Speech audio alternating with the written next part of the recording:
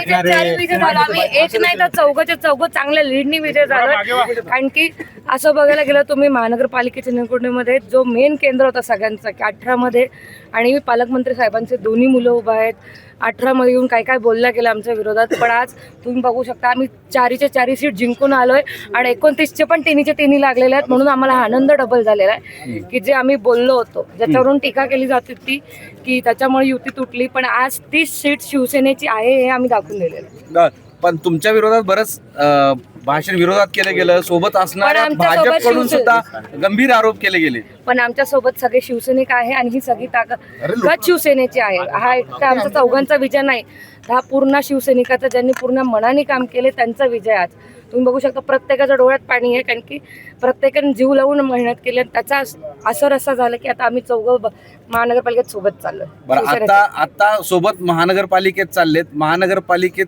जात असताना काय विचार आहे की काय स्वप्न आहेत की काय करायला हवं? नाही, आम्हाला असं काम करायचं की पुढच्या 5 वर्षांनी आम्हाला लोकांकडे जायची वेळच नाही आली पाहिजे. आणखी एक चर्चा आहे की आता पालकमंत्री आपल्या मुलीला किंवा मुलाला महापौर पण करू शकतात जर आरक्षण जर ते अजून आरक्षण निघालं नाहीये, त्याच्यावर मी अजून भाष्य पण करू शकत नाही. कारण की आरक्षण जे निघेल, जे काही पुढे घडामोडी होतील त्या हिशोबाने होईल सगळं. जेव्हा आरक्षण निघेल तेव्हा 4 1, 2 आणि 4. अच्छा, हे 4 हे पूर्ण. महाराष्ट्रातील सर्व बातम्यांचे विश्वासार्ह व्यासपीठ,